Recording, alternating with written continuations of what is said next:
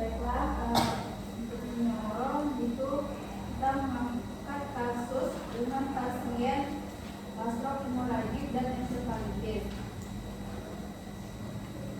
Tanggal pengkajiannya pada tanggal 17 Mei 2024. Nama pasien Nyonya N, nomor rekening medis 184635, umurnya 77 tahun, pekerjaan ibu rumah tangga, agama Islam, satu perkawinan janda dengan nama Sumayang Balai Jepek. Pasien ini masuk pada tanggal 13 Mei 2024 pukul 18.40 yang mengirim keluarganya datang bersama keluarga melalui IGD dengan diagnosa medis stroke hemoragik dan ensefalitis. Kemudian penanggung jawabnya Novira Nadewi, umur 39 tahun. Ini merupakan anak kandung dari pasien. Pekerjaannya karyawan swasta. Alamatnya sama dengan pasien. Baik, kesehatan sekarang, Nyonya N masuk ke rumah sakit Nafi Batu Sangkar melalui IGD bersama keluarga pada tanggal 12 Mei 2024 jam 14.05. Pada saat dilakukan pengkajian tanggal 16 Mei 2024, pasien dengan ensefalitis dengan dalam tingkat kesadaran menurun dengan masuk ke pemeriksaan somnolen P4 dan 5 verbalnya 3. Pasien minta kemudian fungsi kognitifnya terganggu, feses atau feses cair dengan efekasi sudah 5 kali dalam 1 hari. Kemudian pasien merasakan di abdomen, mual, nafsu makan, tidak ada, sulit menggerakkan ekstremitas. Pemeriksaan didapatkan pengendaranya ketinggi dulu dibuka raksa, nadinya 70 kali per menit, pernapasan 20 kali per menit, suhunya 36,5 derajat Celcius, dengan saturasi oksigen 99%, distribusi 32 kali per menit, kekuatan otot menurun, yaitu pada ekstremitas kanan, dan ekstremitas kanannya 5, dan ekstremitas kirinya 1. Tentang gerak menurun, dengan tampak bisa, lesu atau lemah, tubuh terganggu, gerakan terbatas. Ini datang ke rumah sakit IGD pada tanggal 12 Mei tersebut. Kemudian dari kesehatan dulu, Nyonya pernah menderita penyakit stroke sebelumnya dan dirawat di rumah sakit otak dokter kesehatan tinggi 1 bulan yang lalu. Dari kesehatan sekarang, keluarga Nyonya mengatakan bahwa keluarga tidak memiliki riwayat penyakit apapun, baik penyakit stroke, ensefalitis maupun penyakit lainnya. Kalau persepsi dan penanganan kesehatan, Nyonya tampak gelisah dan khawatir dengan kondisi tubuh karena penyakit yang dideritanya. Kemudian pasien tidak ada menggunakan obat-obat baru tanpa resep dokter dan Nyonya patuh dalam pengobatan. Kemudian Nyonya ini menyesuaikan dengan mengikuti pengobatan yang tidak melakukan pengobatan yang akan untuk dulu kondisinya. Kemudian uang nutrisinya berat badannya 45 kg, tinggi badan 190 cm, IMT-nya 20, dan pola makannya 7 kali sehari. Makan pagi bubur, makan siang nasi tim, makan malam nasi tim, makanan lebih tidak ada, makanan yang disukai tidak dinikmati. Kemudian di rumah sakit masih makannya menurun, kemudian keluhan atau mau atau muntah ada. Kemudian ada screening nutrisinya, itu total skornya 2, yang menandakan risiko tinggi. Kemudian untuk pola minum, potensinya kalau di rumah 5-6 kali, dengan minum air putih, pertama tidak ada.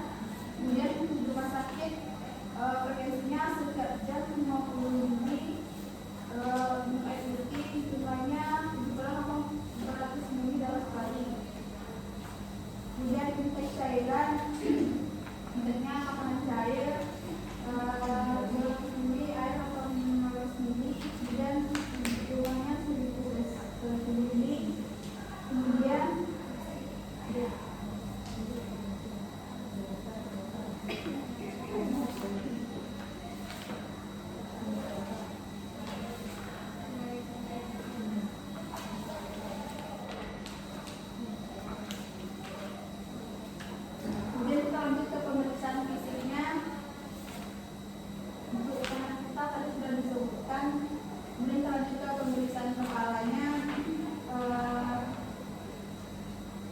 tidak ada gangguan untuk sehat, tidak ada gangguan.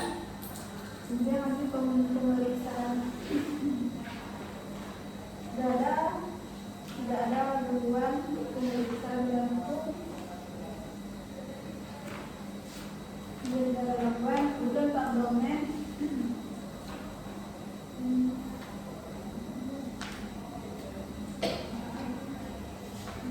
infeksi, itu tidak terdapat lesi dan tidak konsultasi terdengar secara khusus. Perkusi masih tidak terdapat, juga tidak terdapat. Kemudian abdomennya kembung, kekuatan ototnya lemah terdapat. Kemudian pada tangan kiri dan kaki, kemudian infeksinya tidak ada. Tidak adanya udeh pada tangan dan kaki. Kemudian hubungan kulitnya gori, pulmonologi, oroidi, sebenarnya pulmoner, dengan status mental PBCS E4 dan 5 P3. Kemudian efek fisiologis, ini tidak bisa melakukan bermasalah pada efek fisiologis. Kemudian payudara Indonesia dan lokal tidak ada masalah. Pemeriksaan penunjangnya dilakukan kalau sementara pada kaget. Kemudian ada juga pemeriksaan laboratorium. Kemudian terakhir itu pasif, obat.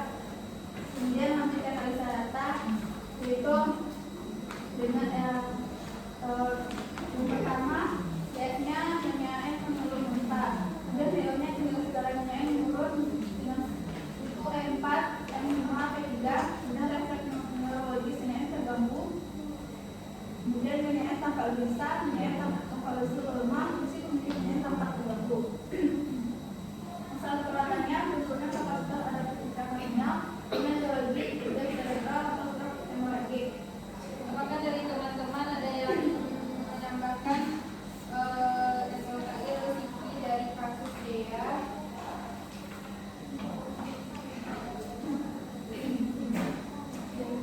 Dan apakah ada teman-teman yang ingin mengangkat diagnosa dari kasus di Neuro ini?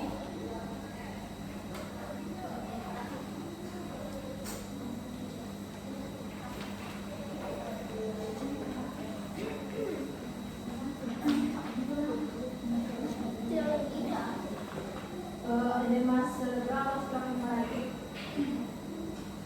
Jadi yang kedua pada diare dan hidrologi malabsorpsi. Ketiga nausea dengan hidrologi malabsorpsi lambung. Dan yang keempat hidrologi fisik dengan hidrologi gangguan dalam muskular. Ada tambahan dari teman-teman?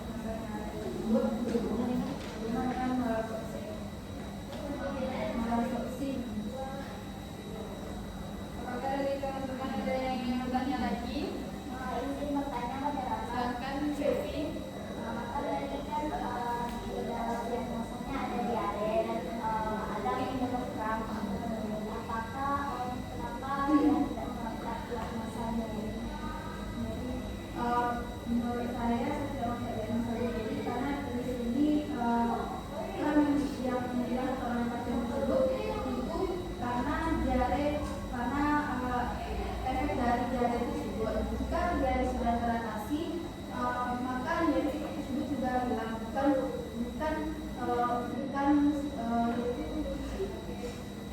nyeri yang dirasakan itu efek dari diare, dan tidak mungkin juga untuk diangkat diagnosa nyeri karena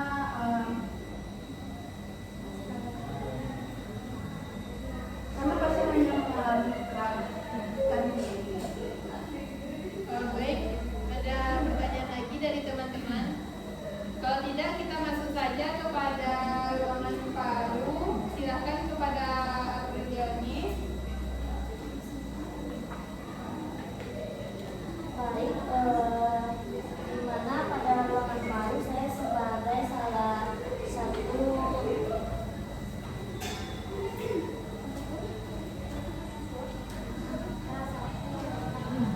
yang mengangkat diagnosa TB paru, di mana pada kasus didapatkan pasien masuk ke rumah sakit karena disebabkan melalui IGD dengan keluhan badan lemas dan gatal. Setiap mencoba makan merasa mual, berat badan pasien menurun 15 kg, batuk berdahak itu dari 1 minggu, demam naik turun, keringat dingin, nafsu makan menurun, tekanan darah 90/70, MHG, kemudian nadi ada 88 kali per menit, kemudian pernapasan 22 kali per menit, suhu 36,8 derajat Celcius, SpO2-nya 96%, di mana BB sekarang 35,5 kg. Kesadaran pasien sedang, kemudian BB sebelumnya masuk rumah sakit itu 55 kg. Kemudian saat dilakukan konsultasi pada tanggal 17 Mei 2024, pasien mengatakan batuk berdahak, mual susah dikeluarkan, berkeringat dingin, nafsu makan menurun, mengatakan mual saat akan makan, pasien terlihat susah batuk, dahak susah keluar, badan pasien terlihat dingin, pasien terlihat menggigil, pasien terlihat menahan mual, mukosa bibir pucat, kemudian tekanan darah pasien 90/60, kemudian nadi 93 kali per menit, pernapasan 22 kali per menit, suhu 34,9, SpO2-nya 95%, berat badannya menjadi 34, dan BB sebelumnya itu 55 kg. Alasan pasien masuk rumah sakit yang dimana mengeluh lemas, pegal-pegal, mual saat makan, BB menurun, keringat dingin, nafsu makan menurun. Kemudian upaya yang dilakukan keluarga menanganinya, di mana upaya yang dilakukan itu pergi ke UGD rumah sakit anak untuk mengetahui penyebab dari keluhan pasien tersebut.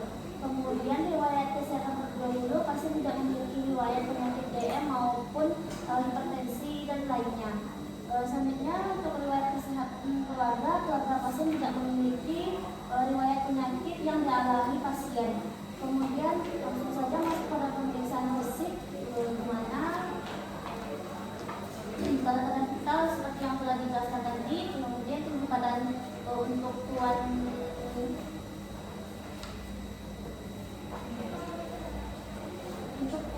Y yaitu 169 cm, di mana berat badan sebelum 55 kg, dan kemudian pada saat dirawat di ruangan paru sudah turun menjadi 34 kg, di mana pada kepala pasien didapatkan semuanya normal, tidak adanya pendarahan atau terjadinya kerusakan pada bagian kepala pasien maupun mata.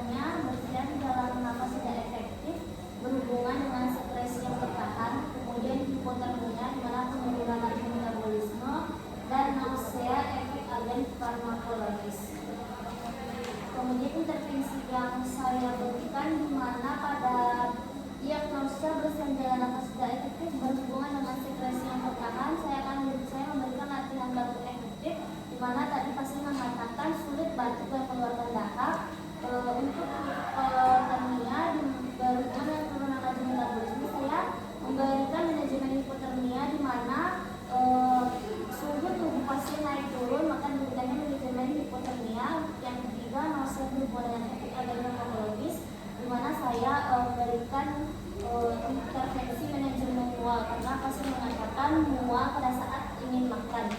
Itu saja yang dapat saya sampaikan. Sekarang saya kembali ke Anda. Baik, apakah teman-teman ada yang ingin menyampaikan diagnosa atau bertanya kepada Obi terhadap kasus di ruangan paru? Silakan, Afifah. Baiklah, sebelum datang ke rumah sakit kan beban pasien 55 kg dan setelah di rumah sakit 34 kg. Kenapa ini tidak melakukan defisit nutrisi untuk diagnosa pada pasien tersebut? Baik, terima kasih Afifah untuk pertanyaannya. Sebenarnya saya juga bingung dan sedikit bergalau, di mana saya juga ingin menangkap diagnosa tersebut. Tetapi setelah saya lihat dari apa yang sudah saya kaji, berat badan pasien itu turun bukan karena defisit nutrisi, tapi karena gangguan fisik atau dari penyakit di paru pasien tersebut. Pada saat makan, memang pasien mengalami nafsu makan menurun. Tapi setelah saya kaji kembali pada saat melakukan pengkajian yang kedua kali pada hari selanjutnya, pasien sedang ingin makan kembali. Kemudian pada saat ingin mengangkat diagnosa, yang terpikirkan saya hanya nausea. Mungkin kesalahan saya juga tidak terlalu teliti untuk mengangkat diagnosa defisit nutrisi ini. Baik, ada teman-teman yang lain kepada Dea, disilakan. Terima kasih Bu Harto pertanyaannya tadi pada pemeriksaan fisik.